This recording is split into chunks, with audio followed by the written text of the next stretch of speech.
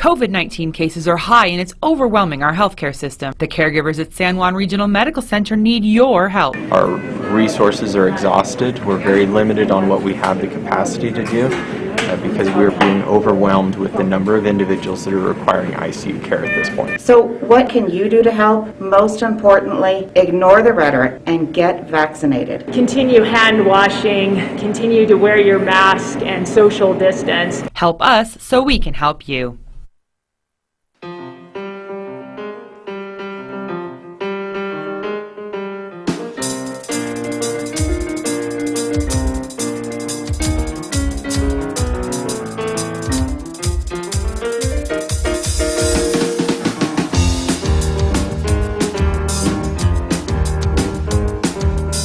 At 11 minutes past 8 o'clock, it's Thursday morning, February 24th, 2022. Good morning, everyone. I'm Scott Michlin, and thanks for tuning in to KSJE 90.9 FM over the air, of course, here in San Juan County. Streaming everywhere else from KSJE.com and working very hard to get back on the air in Durango for you at 103.3 FM. You can also watch us, of course. It's a visual radio program on this visual radio station. The show is streaming out live this morning to the KSJE Facebook page, our YouTube channel, and even our Twitter account. So you have your choices there as well. Coming up this morning, we'll be talking with Douglas Joe from the San Juan County Partnership. He's with the Housing Assistance Program. Lots of information to share about housing in San Juan County and helping those who are homeless or maybe threatened with homelessness. So we'll talk more about that in the next few moments right here on KSJE. And then later on this morning at 8:45 or so, we're going to be talking about a special event coming up for veterans who actually are homeowners and property owners in San Juan County. The county assessor wants to make sure that they are getting all the benefits they're entitled to. So we'll talk about an event coming up to make sure of that later on this hour at 8:45 on KSJE. Next hour, of course, Roving with the Arts, our classical music program, and Mick Hess is going to be hosting that for us, and he is playing music from the great Joseph Haydn is what I'm trying to show you. There he is on the program today. That's coming up at 9:06 on KSJE. And don't forget, you can also connect with us on our Instagram page in addition to our other social media platforms. And if you're a podcast listener, you can subscribe for free to KSJE Podcast, wherever you listen to podcasts. So check us out there as well.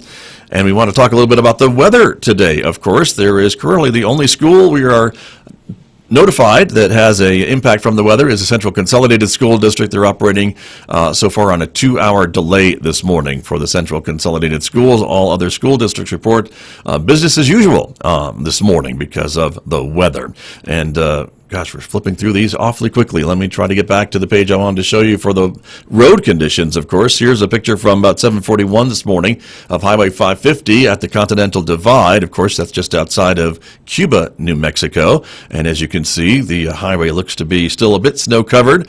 Can't tell if that's an icy road surface, or maybe that's where the tracks have kind of ground down to the pavement, but do be careful. Road conditions could certainly change as you're traveling around.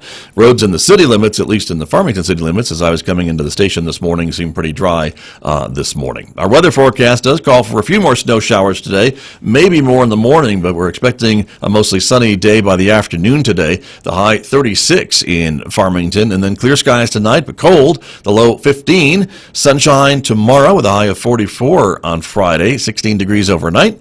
Mostly sunny, a bit cooler on Saturday, the high 41, 48 on Sunday, maybe up to 51 on Monday.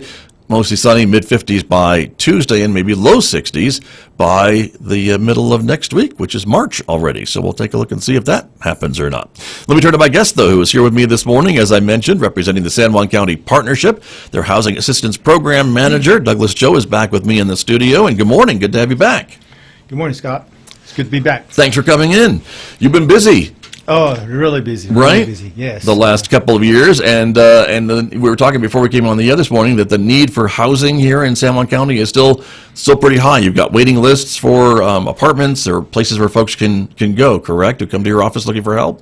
Yes. I probably have like a dozen individuals looking for one-bedrooms. Then I have one family looking for a 4-bedroom. And then I have another family looking for a 2-bedroom. Okay. So for 1-bedrooms, they're pretty high. That's your largest waiting list, right? For the 1-bedroom. For 1-bedrooms. Got it. And so remind us again about your program and what it does. It really works to help people who are threatened with homelessness or experiencing homelessness? Is that kind of the criteria? Yes, and we get our referrals from Presbyterian Medical Services and also Total Behavioral Health, and also from the shelter, The Path. And other than that, they are walk-ins, and then Sure. we'll process them in as they come into our office. I have two staff there, Angelina Martin and also Althea Stevenson. They are the intake coordinators for our office for those grants. So they are pretty busy. Gotcha. And we do have them do surveys too when the walk-ins do come in, and the surveys usually take up to about 45 minutes. And the surveys are asking about just their Yes, just where certain they're coming their from, situations? their situation and where they're living at, their income, household, things Right. like that. Gotcha.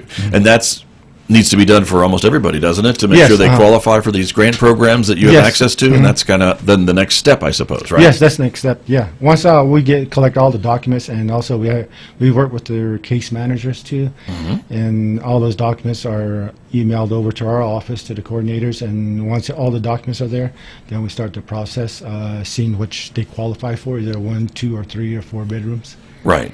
And usually I'm out there with them, looking for these units with them, and because some of them come without no vehicles, so I'm out there picking them up and showing them all the apartments that are available, Right. and then they'll decide which one they want.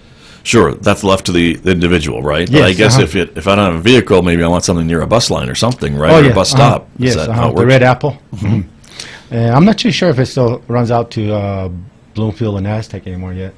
I think they still have some routes, but maybe not a lot of routes every Yeah. day. But for sure, that's still something to be aware of. But you're dealing with properties throughout the county, right? So it's not Yes. just Farmington. You Not do just have Farmington. maybe access to rentals and available housing in Aztec and Bloomfield, and maybe even the Kirtland area as well. Correct? Yes, I see rentals being posted over in Kirtland too. So I usually go out there, look at them, and then other owners of hotels and motels, bed and breakfast place, they're changing their, their business into 1-bedrooms. We were talking about that, suites. right? Yes, Okay. uh-huh. And so that's happening, right? There are a lot of some of the hotels, or motels, I probably is a better term, in Farmington are kind of changing those motel rooms into maybe studio apartments and putting them up for rent. Yes, and I've noticed those, and I went to one the other day just to meet with the manager. So right now I just got to talk to the owner to see what else are other changes they're going to make to those motel rooms, because there are certain criteria that are required for my clients to be able to move into those units.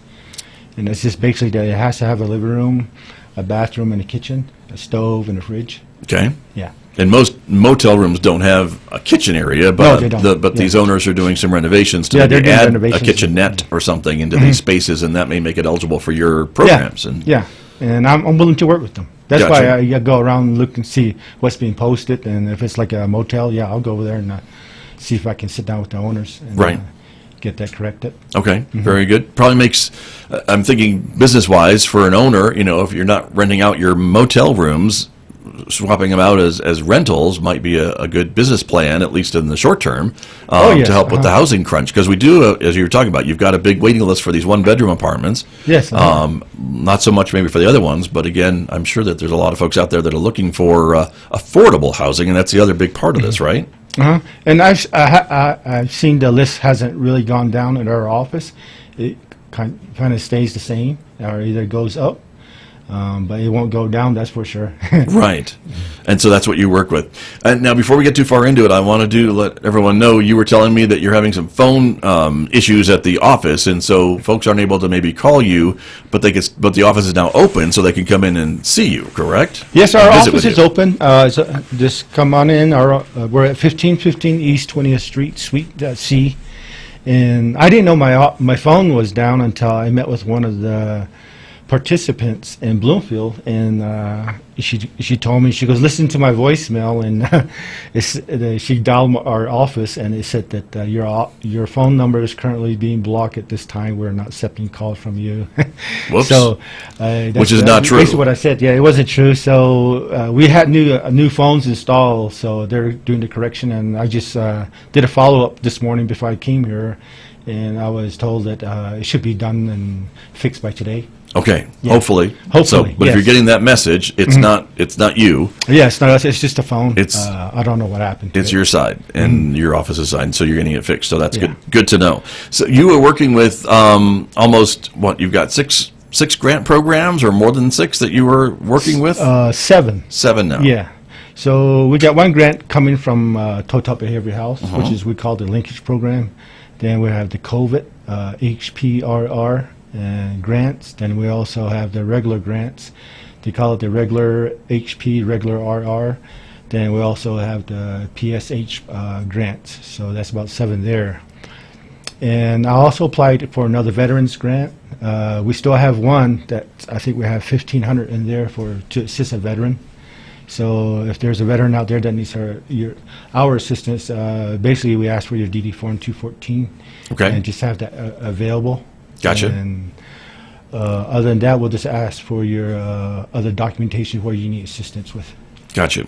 And so it sounds to me like for folks who maybe are looking for needing housing or looking for housing assistance, until they come in to see you in the office, they may not know what they're eligible for or what programs they maybe qualify for until they go through that interview. And, Yes, and your folks find out what their income is and maybe if they have a veteran service in the past, that would maybe make them eligible for more assistance. Who knows? Yes, and a lot of them, they usually call our office and ask what type of assistance we have available for them.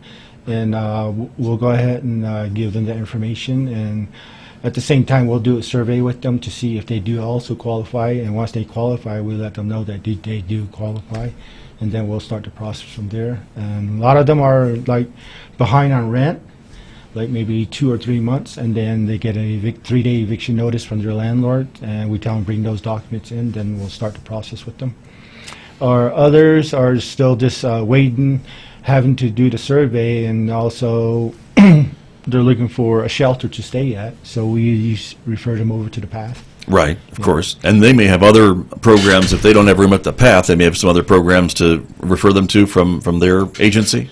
Yes, from the PATH, they From might be PATH. referring them to somewhere else. Right, got you. And- We were talking about people maybe getting an eviction notice, and so my question would be: Can you still work with a landlord to try to stop that process? Are you able to help maybe pick up some of the back rent or help Yes, these folks and they can stay yeah. where they are and not have to move? Is that an option sometimes? Yes, we usually look at when it was issued, and then we'll contact the landlord if they're willing to talk to us. Then we'll let them know that okay, he or she's 3 months behind. We'll help them catch up, Right. and then maybe we'll keep them on our program also since they qualify. We'll help them out with their rent too, and a lot of them are for it. They'll say, okay, we'll work with you. And then we'll give them our documents that they need to fill out themselves too, and then they give that back to us, and we start the process there. Right. And so I guess we should give a shout out to the landlords who work with you in your programs, right? Because without them, you wouldn't have as much housing stock to choose from, right? When you have these clients coming in, if the landlords would want to work with you. Yes, definitely. And there's quite a few of them that work with us, and others are new to the program. I usually enlighten them what we can do and can't do, and they usually try to work with us a lot of times. Right. And so if there's a landlord listening and watching us this morning, they can still reach out to your office to maybe get on your program or learn more about it.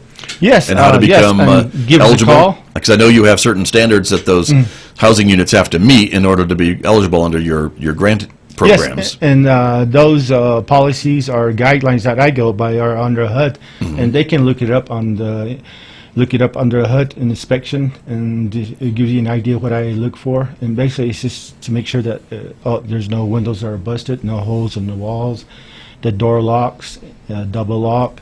There's smoke detectors, the stove and oven works, and then there's ventilation in the bathroom. Either a window or a vent will be considered ventilation Okay. in the bathroom. Some kind of exhaust fan with or a window would work, I exhaust guess, fan. right? Yes. Okay. Then all the outlets work. If there's an outlet, that there's no cracks on the outlets, covers. Basically, yeah. Okay. And it's pretty simple inspection. I mean, it's not really. Pretty straightforward. Yeah. Right, I would think. So that's important as well. And I'm sure you can always use more housing units to have available, right, when the folks come Yes, in. You were mentioning the wait list that you've got, so it sounds like you've got almost a wait list for every size of housing unit that you could look for. Oh, definitely. And also, when there is a unit available, the landlords are nice enough to give me a call and say, hey, Doug, I get a 2-bedroom available. You have anybody, family looking for a 2-bedroom? Nice. I say, sure, I'll send them over. Okay. Very good. Good to know. And the other thing I wanted to ask you about, Douglas Joe, is the issue with evictions that are coming. We know during COVID there's been a moratorium on Yes. evictions in New Mexico. I have not heard any time that may be going away.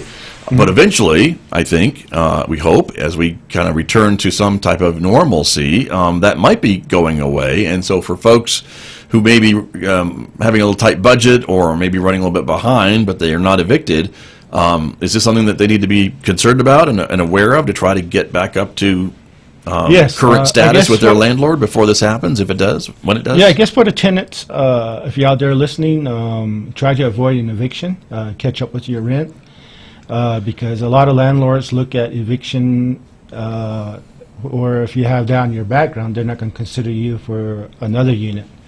So just keep that in mind, work with your landlords and pay, try to catch up on your bills if you can't. Like Scott was saying, that come to our office and we'll help you catch up with your rents and keep you in, good rapport with your landlords. Right, Yes. that would be good. But some people do come to you, right, with an eviction on their in their past, and I can't say that it limits you as to what you can do to help them, but it really is up to the landlord, I guess, whether they want to accept you as a potential renter or not with that eviction on in your background. Yeah, as long as you give us, your eviction is like not like tomorrow's Friday. You come to our office Friday and your court date is Monday. Then that's a little too late. Okay, so because the court date's already set and Right. no one can change it, not the landlord or our office. We can't intervene. So that's you have to go through that process. But if you can avoid before there's a court date set, then give us our office a call with your eviction notices. Then we'll give the landlord a call and see if we can work out something where we can help you catch up with your rents. Gotcha. That's important. And I guess that maybe the reason for the eviction, the landlords want to know that too sometimes. If they're bringing them a client, they want to, if it's a Yeah. medical bill and that was the reason they couldn't pay the rent, that's maybe one thing. If they just or they decided got laid not, off, right. They can't pay their rent. Right. That's But if they just decided they wanted a new TV and didn't pay the rent that month, that's a little Yeah. different story, right? I mean, it really Yeah. is. I mean, if you were getting paid during the COVID period and you decide not to pay your rent, and that's why you got behind, you get evicted for that reason, yeah, then the landlord's not going to feel good about that, putting you in their unit. Right. But if you got laid off or your pay was, let's say, lowered, then yeah, they'll consider that, A little more reasonable. Yeah, more reasonable. Yeah. Sure. So Makes- it's no fault of yours. Right. Yeah. Makes sense to me. And so we're talking before this morning about furniture, and you sometimes collect or will pick up if someone has some furniture that they're no longer using, and you sometimes find a use for that with some of the clients that you're working with who maybe just come and don't have anything and are going into maybe an unfurnished place, and some of this gently used furniture can maybe help furnish a place for a family or someone that's trying to get a new start. Yeah, I just housed, I think, two individuals over the weekend, and they came without furniture. So I'm trying to go out and look for free mattresses or a couch that fold out into a bed, things like that, and I'll come by and pick it up and haul it over to the apartment so they have a place to sleep on. Gotcha. But yeah, a lot of them come without furniture. Yeah. Understood. And you work with some of the thrift stores as well to Yeah, to I help work people. with the ARC, and also I guess that church over there off of Butler near Mesa Shopping Center. The Restore, maybe Yes. through the Riverstone Church, right? Is Yeah, that the one we're Riverstone talking about? Yes, Exactly. And A great I think- resource as well for families. I definitely know that well. Oh, definitely. So good to know. So if folks would like to reach out again to you, they can do that. And so I know we said your phones aren't working at the moment, but if they wanted to write down a phone number and try and keep trying as you get the problem fixed, they should be able to get through hopefully later on today or tomorrow for sure, we hope. Yeah, and just leave me a message. It's 505-566-5869. Okay. And I'll get back with you, because most of the time I'm not in the office. I'm usually out in the field. You're out driving people around to look at places, it sounds like to Yes. me, and inspecting places, right? Yes, inspecting places, meeting with clients, because a lot of clients also, we housed one over the weekend, and he didn't know how to use the thermostat, so he gave me a call. So, hey, Doug, can you help me with my thermostat? I don't know how to work it. Right. So, things like that. Something that's new. Never Yeah, had to new deal to with that them. before. Yeah, definitely. Very, very true. And talk a little bit about affordable housing, because again, that's an issue that a lot of communities are facing, right? And it's fun. We could have plenty of apartments and rentals, but the fact is, are they affordable for people, right? And they can use your program for a while, but not forever. And so, how are folks being able to afford these rents that are being asked in San Juan County these days, or is that part of the problem? I see it right now. I haven't had no problems right now because usually, let's say we have a 1 bedroom for $700, and I'll run it in. I have a website called affordablehousing.com. So I go on that and I do comparison because I have to do 3 comparisons for that $700 on a 1 bedroom. Okay. With the same amenities. Right. Maybe it has a laundry room or a washer and dryer hookup, dishwasher, things like that. So I enter all that information, then I check the radius around Farmington and then see what comes back. Then if there are other units around 700, then that's affordable. It's reasonable, more or less. Right. So, but if you're looking at a 1 bedroom that's 1,500, that's not reasonable.